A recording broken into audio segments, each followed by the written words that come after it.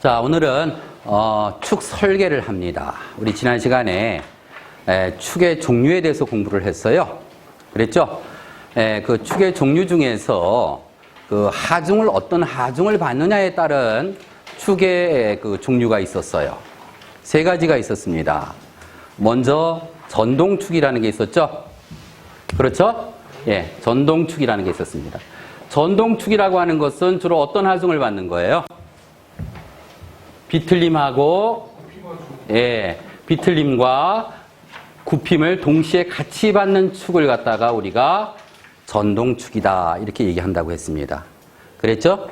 자, 그 다음에 이제 공자기계의 주축에 주로 많이 사용하는 축이죠. 주로 비틀림만을 받는 축이죠. 무슨 축이에요? 스핀들. 그렇죠. 스핀들입니다. 예. 스핀들은 주로 비틀림만을 받는 축입니다. 예. 비틀림만을 받는 축을 우리가 스핀들 이렇게 얘기한다고 했어요. 그 다음에 뭐가 있어요? 네, 차축이 있었습니다. 차축은 뭐예요? 그렇죠. 예, 주로 굽힘만을 받는 축을 갖다가 우리가 차축으로 이렇게 얘기를 한다. 차축이라고 한다. 이렇게 얘기를 했어요. 자, 그러면 축이 굽힘도 받고 비틀림도 받고 그렇죠? 예, 이렇게 하중을 받아요. 그러면 이게 과도하게 하중이 작용되면 어떻게 될까? 파괴되죠. 파괴되지 않도록 설계해야 될 거 아니야. 그렇지. 자, 우리가 주로 지금 현재 주변에서 볼 수 있는 축의 단면의 형상은 원형 단면이야? 아니면은 무슨 이렇게 각이 져 있는 단면이야? 주로 원형 단면을 많이 우리가 볼 수가 있죠. 네, 그래서 여기서 축 설계라고 하는 것은 결과적으로 축 지름 D를 한번 결정을 해보자 이겁니다. 축 지름 D를 설계하자. 그겁니다. 예. 그래서 이 축 지름 D를 설계하는 데에는요, 비틀림에 대해서, 굽힘에 대해서 파괴되지 않도록 설계를 해야 돼요. 그거를 우리가 이제 그 강도적인 측면에서의 설계다, 이렇게 얘기를 합니다. 강도. 강도라는 것은 뭐예요? 파괴에 대한 저항의 정도를 말합니다. 예. 파괴에 대한 저항 정도.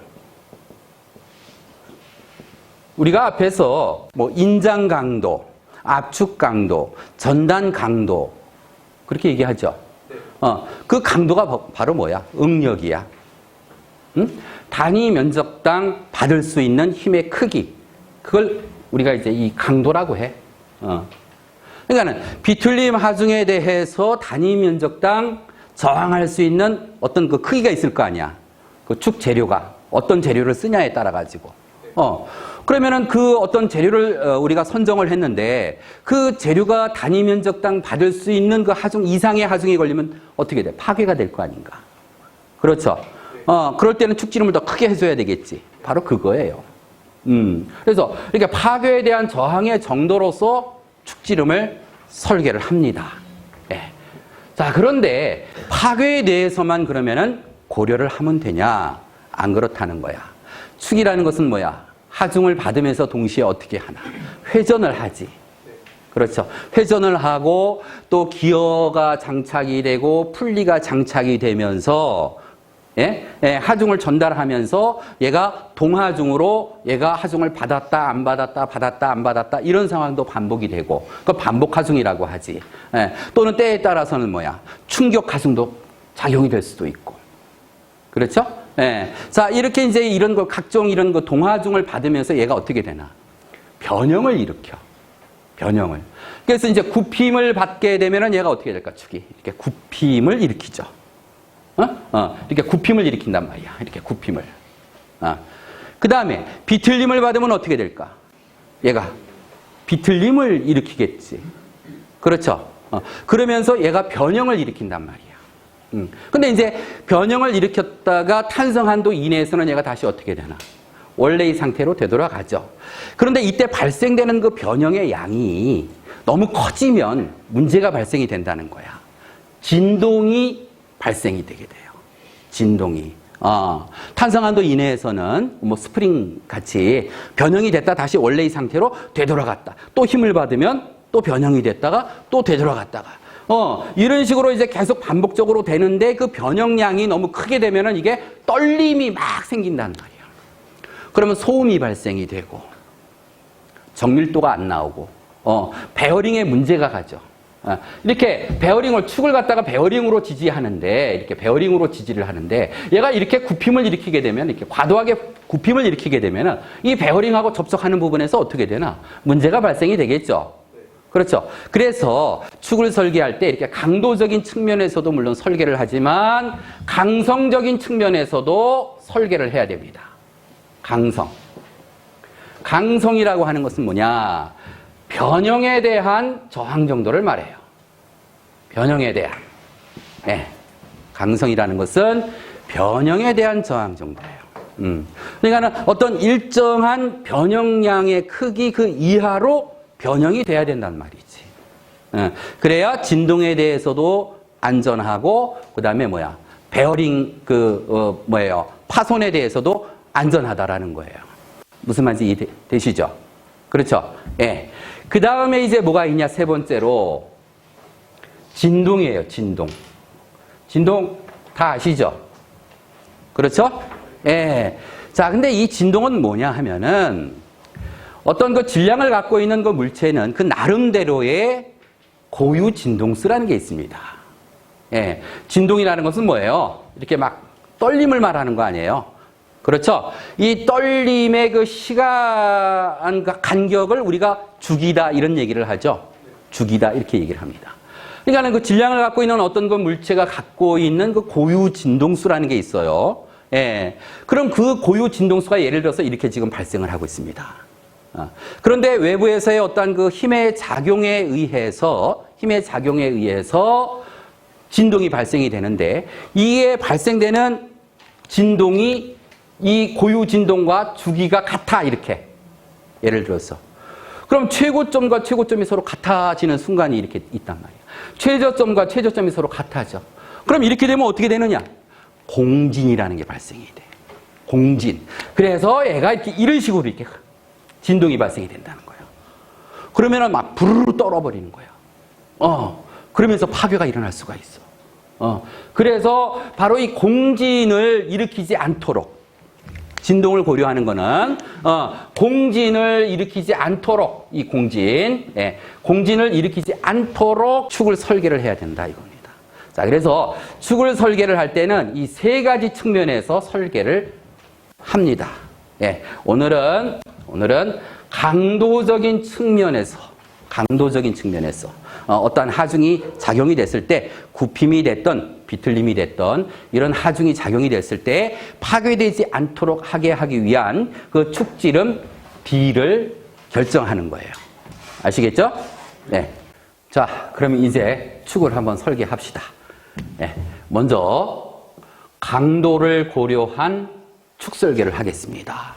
네. 파괴에 대해서 축이 충분히 저항할 수 있도록 그렇게 지름 D를 한번 설계를 해보자라는 겁니다. 예, 먼저 비틀림만을 받는 축 설계를 합니다. 예, 비틀림만을 받습니다. 자, 비틀림만을 받는다. 어떤 경우를 생각할 수 있을까요? 지금 자동차가 저쪽에 강릉을 가려면은 옛날에는 대관령 고개를 넘어갔어요. 예, 요즘은 터널이 뚫려가지고 이렇게 쉽게 가지만은 옛날엔 그 대관령 고개를 넘어갑니다. 그러면 그 고개를 올라갈 때 어때요? 강제로 바퀴를 회전시켜줘야 되죠. 그러면은 그 축이 어떻게 될까요? 비틀림을 받아요. 바로 이런 경우로 생각을 할 수가 있을 것 같아요. 예, 이렇게 축이 있으면은요, 이 축의 한쪽 끝을 이렇게 고정을 시켜놓고 얘를 갖다 이렇게 비트는 거예요. 자, 이때 비틀림 모멘트라는 게 있죠. 예, 기호 우리가 보통 T로 표시를 합니다. 이 비틀림 모멘트라고 하는 건 뭔가요? 비틀림 모멘트라고 하는 것은요. 우리가 토크라고 하죠. 토크라고 합니다. 네, 바로 이런 값이에요. 자, 여기에 지금 이렇게 회전체가 있습니다. 뭐 축이에요. 예, 지름이 D입니다. 지름이 D예요. 예. 자, 그런데 얘가 이제 이렇게 회전을 해요. 예. 이렇게 회전을 시키려고 그러면 어떻게 해야 돼요? 여기에 접선 방향에서 이런 어떤 힘이 작용이 돼야 돼요. 여러분들 팽이 돌려봤죠? 그렇죠? 예, 팽이 돌릴 때 어떻게 합니까? 팽이에 이렇게 줄을 쫙 감아요. 감아서 어떻게 합니까? 그 줄을 갖다가 잡아당기죠. 잡아당기면 팽이가 어떻게 됩니까? 회전을 하면서 땅에 떨어져요. 떨어져서 돌아가잖아요. 그렇죠? 예, 그래야 얘가 이제 이렇게 회전을 한단 말이야. 자, 그래서 이때 이 축 중심을 기준해가지고서, 예, 축 중심을 기준해가지고 얘가 회전을 해요. 예, 이때 작용된 접선력을 P라고 논다면, 이때 토크 T는, 비틀림 모멘트 T는 어떤 값이 되냐? P 곱하기 회전 반지름 2분의 D가 되죠. 중심에서부터 여기까지의 거리. 이게 2분의 D잖아요. 그래서 P 곱하기 2분의 D 한 값. 얘를 갖다가 비틀림 모멘트 또는 토크다. 이렇게 얘기를 하는 겁니다.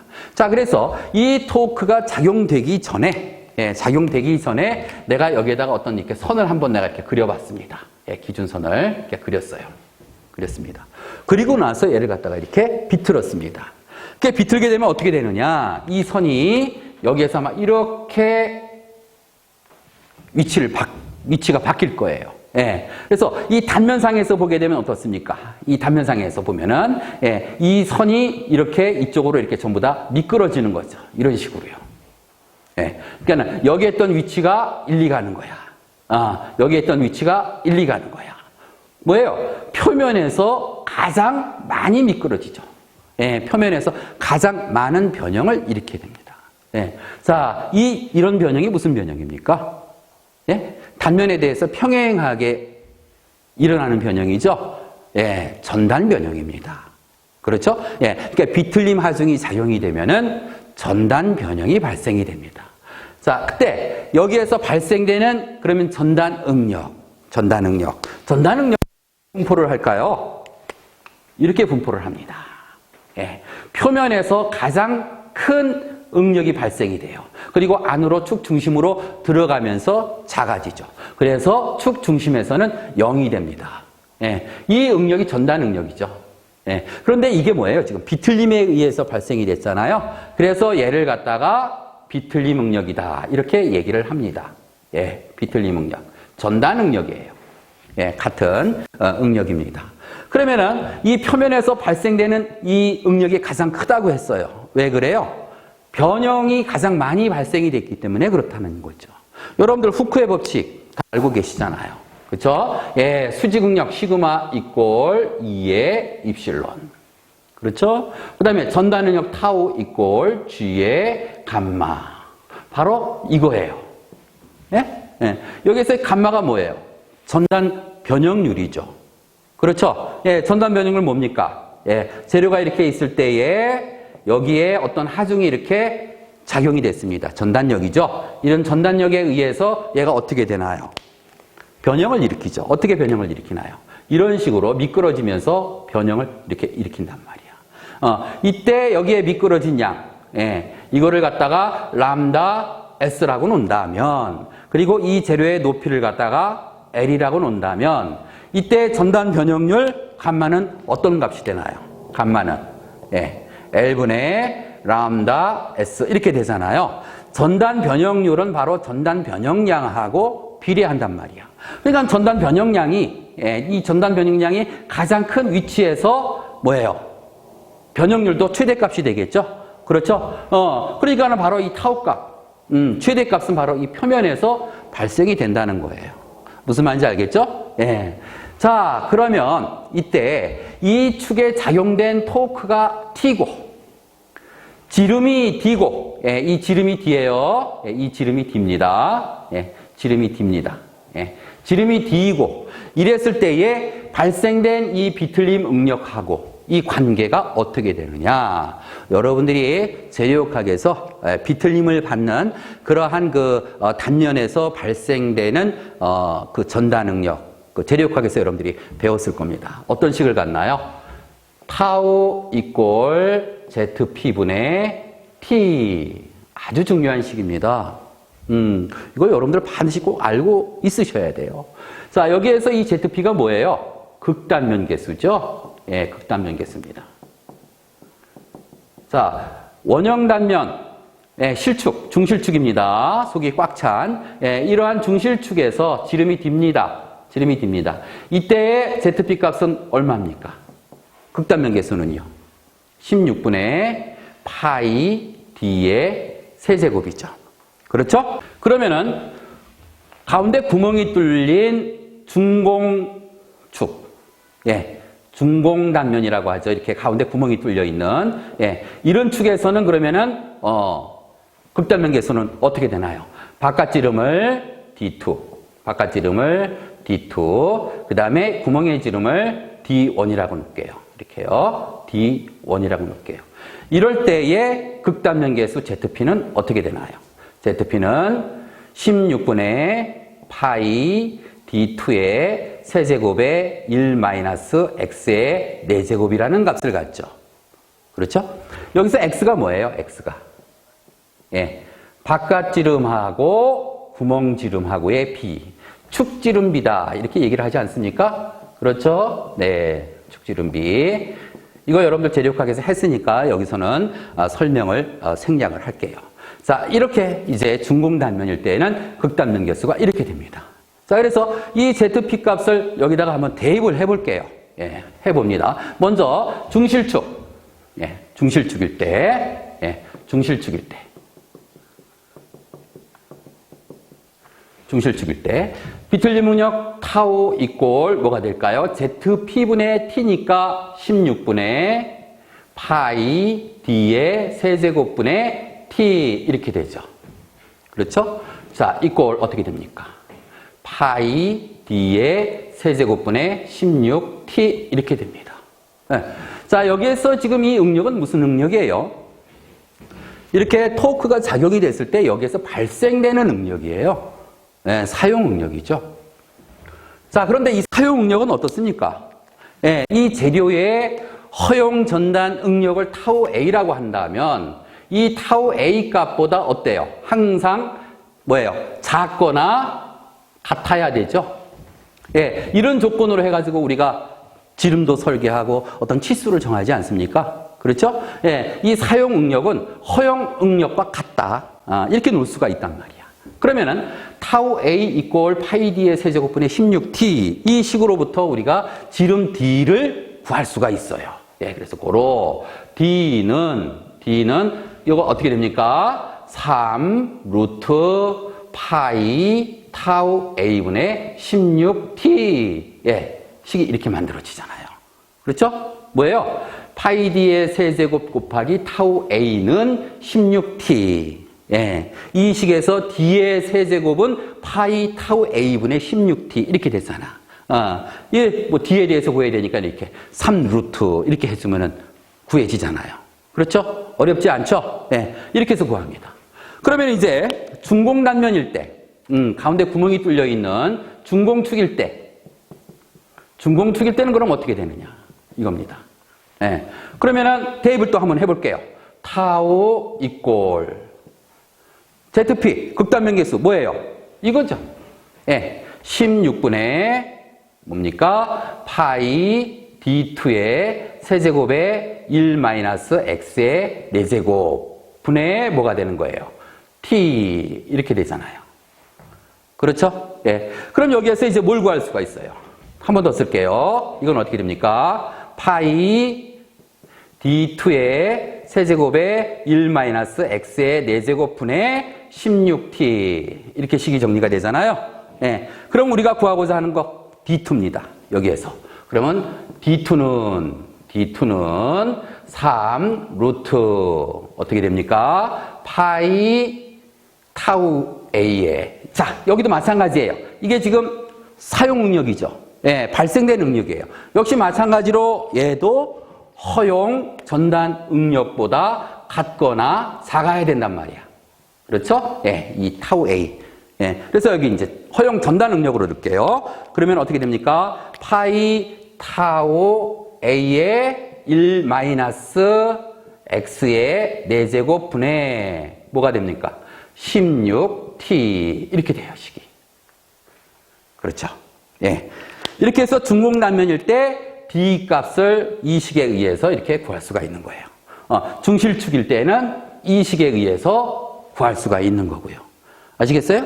자, 그런데 이 식에서 보면은 내가 알아야 될 게 타우 A 값. 그렇죠? 이거는 뭐예요? 축 재료를 뭘로 쓰느냐에 따라 가지고 이거는 정해져 있잖아요. 그렇죠? 또 안전율을 얼마로 할 거냐? 그래서 어떤 그 설계 기준으로서 이 허용 전달 능력, 허용 비틀림 능력은 내가 알아. 그럼 뭐야? 토크 T죠. 이 토크 T. 토크 T를 구해야 돼. 근데 토크 T 값은 뭐라고 그랬어? 이거라고 그랬잖아. 축이 이렇게 회전을 할 때 축을 돌리는 힘 P 곱하기 회전 반지름 2분의 D 이렇게 해야 된단 말이야. 근데 우리가 지금 지름 D를 알아 몰라? 지름 D를 몰라. 그러니까 토크 T를 구할 수가 없는 거야, 현재로서는. 그렇죠? 예. 그런데 뭐예요? 이 축은 회전을 지금 현재 하고 있는데 축은 그 동력을 어디로부터 전달을 받아요? 기계 같은 경우에는 전동기, 모터죠. 예. 모터가 회전하면서 그거가 어떻게 됩니까? 뭐 벨트가 됐든 기어가 됐든 이러한 걸로 해서 회전을 전달받아서 축이 회전이 되는 거 아니에요. 그렇죠? 자동차 같은 경우는 어떻습니까? 엔진이죠. 그렇죠? 예. 엔진이 동작이 되면서 거기에서 회전을 받아서 축이 회전을 한단 말이에요. 요즘도 엔진을 갖다가 뭐 마력이라고 하나요? 예, 전에는 뭐 100마력짜리 엔진이다, 200마력짜리 엔진이다, 뭐 이렇게 보통 얘기를 했어요. 근데 이제 뭐예요? 우리가 동력하면 단위가 뭡니까? 와트죠. 킬로와트. 그렇죠? SI 단위로. 예, 그래서 몇 킬로와트짜리의 뭐 엔진이다. 이렇게 얘기를 합니다. 그렇죠? 그리고 뭐예요? 모터, 전동기. 예, 전동기도 이제 보면은 거기에 이렇게 딱 거기에 붙여져 있어요. 이 전동기는 몇 킬로와트를 뭐예요? 동력을 전달할 수 있는 전동기다. 이렇게 표시가 되어 있단 말이야. 그러니까 내가 기계를 하나 만드는 데 있어서 거기에 장착되는 그 모터의 뭐예요? 전달 동력. 그거를 알면은 우리가 토크 T를 구할 수가 있습니다. 예. 자, 그래서요. 이제 그 전달 동력과 이 토크 T하고는 어떤 관계가 있는지 그거를 한번 살펴보도록 합시다. 그래서 거기에서 전달 동력으로부터 이제 토크 T를 구해가지고 바로 이 식에다가 이제 대입을 해서 지름 D를 이제 구해내는 겁니다. 아시겠죠? 네. 자, 축지름 D는 일단 실축 갖고 D는 3 루트 파이 타우 A분의 16T라고 하는 식으로 구한다고 했어요. 그렇죠? 자, 여기에서 토크 T 값, 얘를 동력으로부터 구해보자라는 거예요. 자, 그러면은 동력이라는 것은 뭐예요? 동력이라는 것은 시간분의 1이에요. 그렇죠? 자, 그런데 1이라는 것은 뭐예요? 시간분의 힘 곱하기 거리, 그래요. 이렇게 됩니다. 여기에서 시간분의 거리, 이게 뭘까? 그래, 맞아. 속도야. 그러면 축은 뭐야? 직선 왕복 운동을 해? 회전 운동을 해? 회전 운동을 해. 그럼 여기서의 속도는 어떤 속도가 돼야 돼? 원주 속도가 돼야 돼. 회전 속도가 돼야 돼. 자, 그러면은 이렇게 원운동을 하는 데 있어서 얘가 이렇게 지금 원운동을 해. 여기가 중심이야. 돌아가 이렇게 회전을 해. 이때 돌아가는 그 원주 속도를 V라고 놓잔 말이야. 지름이 D야. 지름이 D야. 자, 이때의 이 원주 속도 V는 어떤 값이에요? 2분의 D 곱하기 60분의 2 파이 N이라고 하는 식을 갖죠? 여기에서 60분의 2 파이 N이 뭡니까? 각속도. 그렇죠. 역시 우리 A반이 잘해요. 각속도. 단위는 라디안 퍼 세크의 크기를 말합니다. 그죠? 단위 시간 동안에 얼마만큼의 각도를 이동했느냐. 그 빠르기를 나타내는 게 각속도야. 식을 이렇게 쓸 수가 있어. 자, 그러면은 여기에서 토크 T 값 이것을 갖다 동력으로 대체한다고 그랬잖아. 그럼 이걸 다시 한번 써보자. 자, 이건 어떻게 돼? 힘 곱하기 속도 대신에 얘를 써주는 거야. 자, 이거 기호를 쓸까? 여기에서 얘를 갖다 회전시켜주는 힘을 갖다가 이거를 P라고 놓자고. 그러면 여기에서 토크 T는 얼마가 된다고 그랬어? 토크 T는 P 곱하기 2분의 D라고 했잖아. 그죠? 자, 그러면은 이 힘을 갖다가 기호 P로 쓸게요. 예, 얘를 회전시키는 힘이잖아요.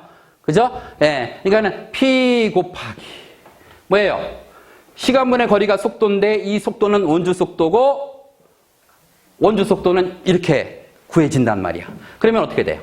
2분의 D에 곱하기 60분의 2 파이 N이라고 하는 식으로 이렇게 놓을 수가 있어요.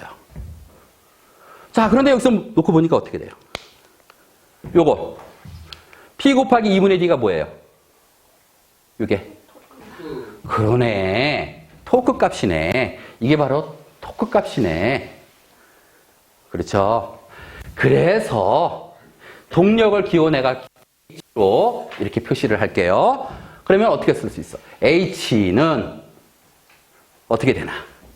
60분의 2파이 N T 이렇게 쓸 수 있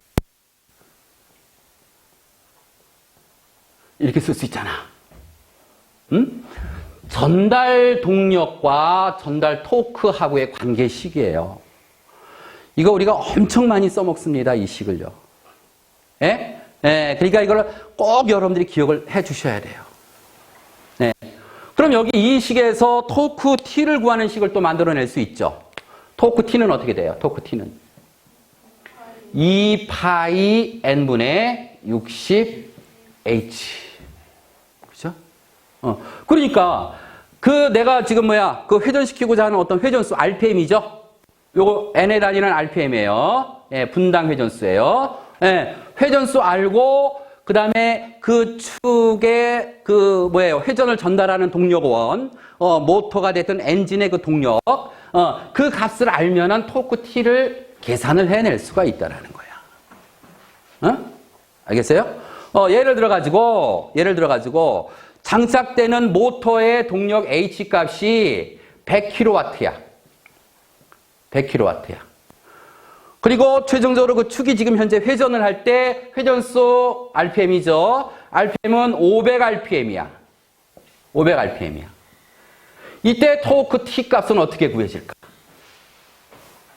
이 식에다 바로 대입하면 되잖아요. 어떻게 해요? 2 곱하기 3.14 곱하기 회전수 500 분의 60H죠. 60 곱하기 H 얼마야? 100kW야. 그러니까 100 곱하기 kg니까 10의 세제곱. 나오는 단위는 이렇게 하면 뭐가 돼? 뉴턴 미터로 나오죠. 1와트는 뭐가 됩니까? 1뉴턴 미터 퍼 세크잖아요. 그죠? 네. 단위 시간 동안에 이건 뭐예요? 1줄 퍼 세크하고 같은 거죠. 그 나오는 단위는 뉴턴 미터로 나와요. 네. 그래서 내가 축 지름을 구한다, D를 구한다 했을 때 여기에 나오는 단위가 예를 들어서 밀리미터로 내가 나오게 하겠다. 그러면 이거 어떻게 해요? 이 단위를 곱하기 1000을 또 해줘야 되지. 미터는 1000mm잖아. 그렇죠? 그렇게 해서 얘를 단위를 바꿔가지고 여기다 대입을 해주면 되는 거야. 그래서 거기 여러분들 그 예제 1번 문제. 네, 예제 1번 문제 보면 거기에 허용 응력이 얼마라고 되어 있어요? 허용 응력이 21메가파스칼이래. 그럼 이거 21메가파스칼은 이건 어떤 값이야? 21 뉴턴 퍼 밀리미터 제곱하고 같은 거죠. 그래서 얘를 갖다 여기다 대입을 하는 거야. 토크 T 값은 바로 뭐예요? 2파이 N분의 60H 여기에다가 대입을 해가지고서 단위 이렇게 밀리미터로 바꿔서 대입을 해주면 된다는 거야. 알겠어요? 네, 그래서 요거 지금 토크 T하고 동력하고의 관계시 이거 아주 중요한 거니까 이것 중에서 뭐 이걸로 해서 여러분들이 기억을 하시던지 이걸로 해서 기억을 하시던지 이거 꼭 기억을 해 주셔야 됩니다. 알겠어요? 네. 그리고 이제 이거 뭐예요? 비틀림만을 받을 때 축지름 설계하는 식. 요거 이제 중실축이에요. 그러면은 중공축일 때는 어떻게 됩니까? 중공축일 때는요. 예. D2는요. D2는 예, 여기 지금 지웠어요. 그렇죠? 예, 지웠는데 D2는 어떻게 돼요? 식이요. 3 루트 파이 타우 A의 1-x의 4제곱분의 16t 식이 이렇게 되죠. 그렇죠? 네. 예. 이 식에 의해서 바깥지름, 예, 중공축일 때, 가운데 구멍이 있는 축일 때 D2를 구하는 거예요. 알겠습니까? 네? 예.